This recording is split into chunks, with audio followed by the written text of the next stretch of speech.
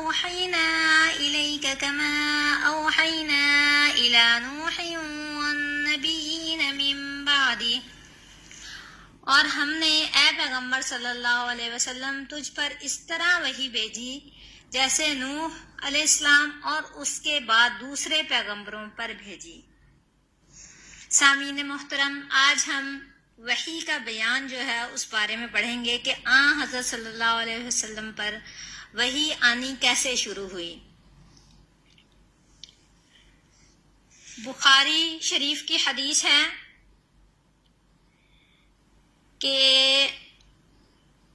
اللہ کے رسول صلی اللہ علیہ وسلم نے فرمایا، جتنے ثواب کے کام ہیں وہ نیت ہی سے ٹھیک ہوتے ہیں، اور ہر آدمی کو وہی ملے گا جو نیت کرے گا۔ پھر جس نے دنیا کمانے یا کوئی عورت بیاہنے کے لیے ہجرت کی یعنی دیس چھوڑا، اس کی ہجرت اسی کام کے لیے ہوگی۔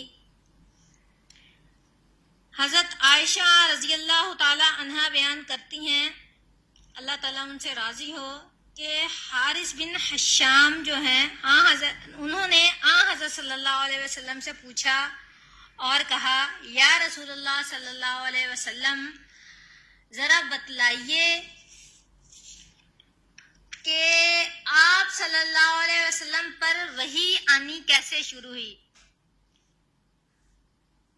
تو اللہ کے حضرت صلی اللہ علیہ وسلم نے فرمایا، احیانا یأتینی مثل صلصۃ الجرس وہو اشدہ علی فیفصم عنی وقد وعیت عنہ ما قال، واحیانا یتمثل لی الملک رجلا فیکلمنی فاعی ما یقول۔ حضرت صلی اللہ علیہ وسلم نے فرمایا، کبھی تو وحی ایسے آتی ہے جیسے گھنٹے کی چھنکار، اور یہ وحی مجھ پر بہت سخت گزرتی ہے، پھر جب فرشتے کا کہا مجھ کو یاد ہو جاتا ہے تو یہ موقوف ہو جاتی ہے، اور کبھی فرشتہ مرد کی صورت میں میرے پاس آتا ہے، مجھ سے بات کرتا ہے، میں اس کا کہا یاد کر لیتا ہوں۔ قالت عائشہ رضی اللہ عنہ، پھر حضرت عائشہ رضی اللہ تعالی عنہ نے فرمایا، وَلَقَدْ رَأَيْتُهُ يَنزِلُ عَلَيْهِ الْوَحْيُ فِي الْيَوْمِ الشَّدِيدِ الْبَرْدِ فَيَفْصِمُ عَنْهُ وَإِنْ جَبِينَهُ لِيَتَفَصَّدُ عَرَقًا۔ میں نے حضرت صلی اللہ علیہ وسلم کو دیکھا، کڑکڑاتے جاڑے کے دن آپ صلی اللہ علیہ وسلم پر وہی اترتی، پھر موقوف ہو جاتی، اور آپ صلی اللہ علیہ وسلم کی پیشانی سے پسینہ پھوٹ نکلتا، یعنی آپ صلی اللہ علیہ وسلم کی جو پیشانی ہے وہ پسینے سے تر ہو جاتی، اور حالانکہ کڑکڑاتا جاڑا ہوتا، اور اس موسم میں آپ صلی اللہ علیہ وسلم کو اس قدر جو ہے وہ پسینہ آتا۔ پھر ام المؤمنین حضرت عائشہ صدیقہ انہوں نے کہا کہ پہلے جو وحی حضرت صلی اللہ علیہ وسلم پر شروع ہوئی وہ اچھا خواب تھا، سوتے میں جو آپ صلی اللہ علیہ وسلم خواب دیکھتے وہ بیداری میں صبح کی روشنی کی طرح نمود ہوتا۔ پھر آپ صلی اللہ علیہ وسلم کو تنہائی بھلی لگنے لگی، اور آپ غار ہیرا کے غار میں اکیلے رہا کرتے، اور وہاں گنتی کی کئی راتیں تپسیا یعنی عبادت کرتے۔ پھر جب تک گھر میں آنے کا شوق پیدا ہوتا اور اس کام کے لیے توشہ لے جاتے، پھر جب توشہ ختم ہو جاتا تو حضرت ختیجہ کے پاس لوٹ کر آتے، اتنا ہی توشہ لے جاتے، یہاں تک کہ آپ اسی غار ہیرا میں تھے کہ آپ صلی اللہ علیہ وسلم پر وحی آن پہنچی۔ حضرت جبرائیل علیہ السلام آئے، انہوں نے کہا پڑھ، فجاءہ الملک فقال اقرأ فقال فقلت ما انا بقاری، اللہ کے رسول صلی اللہ علیہ وسلم نے فرمایا میں قاری نہیں ہوں۔ قال فأخذنی فغتنی حتی بلغ من الجہد ثم ارسلنی فقال، یعنی آپ صلی اللہ علیہ وسلم نے فرمایا میں پڑھا لکھا نہیں ہوں. پھر جبرائیل علیہ السلام نے مجھ کو پکڑ کر ایسا بھینچا کہ میں بے طاقت ہو گیا.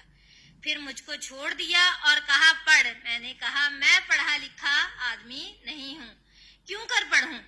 انہوں نے مجھ کو پھر پکڑا، دوسری بار دبایا، اتنا کہ میری طاقت جواب دے دیا میری طاقت نے. پھر مجھ کو چھوڑ دیا اور کہا پڑھ. میں نے کہا کیسے پڑھوں، میں پڑھا لکھا نہیں ہوں. انہوں نے پھر مجھ کو پکڑا اور تیسری مرتبہ دبوچا. پھر مجھ کو چھوڑ دیا اور کہنے لگے اقرأ بسم ربک الذی خلق خلق الانسان من علق اقرأ وربک الاکرم. اس پروردگار کے نام سے پڑھ جس نے سب چیزیں بنائی، آدمی کو خون کی پھٹکی سے بنایا. پڑھ اور تیرا پروردگار بڑا کرم والا ہے. بس یہی آیتیں حضرت جبرائیل علیہ السلام سے سن کر آپ صلی اللہ علیہ وسلم پہاڑ سے لوٹے اور آپ کا دل ڈر کے مارے کانپ رہا تھا. حضرت خدیجہ رضی اللہ تعالی عنہا جو کہ خویلد کی بیٹی تھیں، ان کے پاس گئے اور فرمانے لگے زملونی زملونی، یعنی مجھے کمبل اڑا دو. فزملوہ حتی ذہب عنہ الروع، مجھے کمبل اڑا دو، مجھ کو کپڑا اڑا دو، کپڑا اڑا دو. لوگوں نے آپ کو کپڑا اڑا دیا.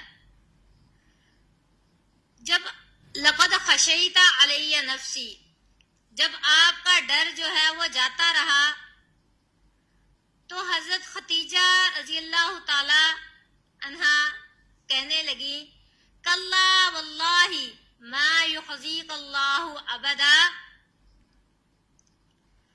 حضرت خدیجہ رضی اللہ تعالی عنہا نے فرمایا مجھے اپنی جان کا ڈر ہے. خدیجہ نے کہا ہرگز نہیں، قسم خدا کی اللہ تم کو کبھی رسوا نہیں کرے گا.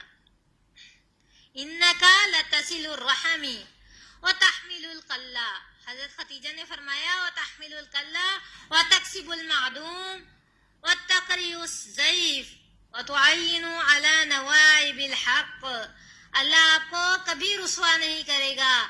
آپ تو ناتا جوڑتے ہو اور ناتواں کا بوجھ اپنے اوپر لیتے ہو، اور جو چیز لوگوں کے پاس نہیں وہ ان کو کما دیتے ہو، اور مہمان کی مہمانی کرتے ہو، اور حادثوں میں حق کی مدد کرتے ہو. فانطلقت به خدیجۃ، پھر حضرت خدیجہ آپ صلی اللہ علیہ وسلم کو لے کر اپنے چچا زاد بھائی ورقہ بن نوفل کے پاس چلی گئیں. اور پھر ورقہ بن نوفل نے آپ صلی اللہ علیہ وسلم کے بارے میں بتایا، جو کہ حضرت خدیجہ کے چچا زاد بھائی تھے، کہ جاہلیت کے زمانے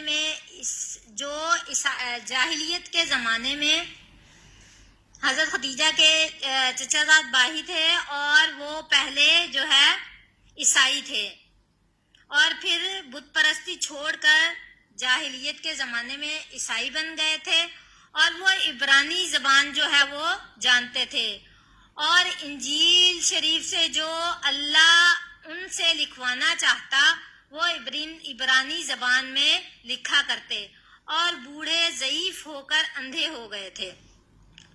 خدیجہ رضی اللہ تعالی عنہا نے ان سے کہا میرے چچے زاد بھائی اپنے بھتیجے کی بات سنو. ورقہ نے آپ سے کہا میرے بھتیجے کہو تم نے کیا دیکھا. فقال له ورقہ یا ابن اخی ماذا ترى، یعنی اے میرے بھائی کے بیٹے تم نے کیا دیکھا. فاخبرہ رسول اللہ صلی اللہ علیہ وسلم خبر ما رأى، پھر اللہ کے رسول صلی اللہ علیہ وسلم نے ورقہ بن نوفل کو خبر دی کہ میں نے یہ دیکھا.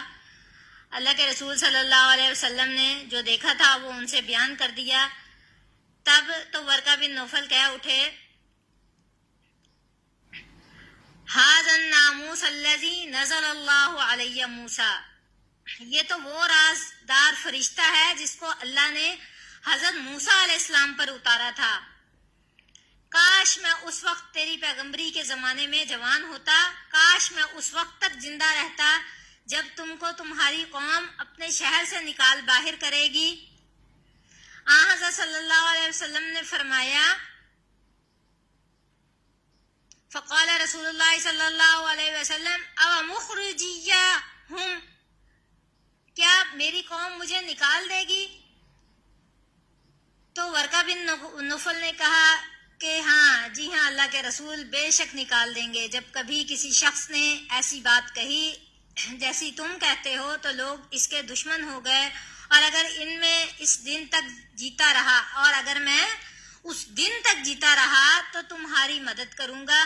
پھر وہ بہت زمانہ نہیں گزرا تھا کہ ورقہ بن نوفل جو ہے وہ فوت ہو گیا اور وہی آنا جو ہے وہ بند ہو گئی۔ باقی نیکسٹ ہم پڑھیں گے نیکسٹ سبق میں۔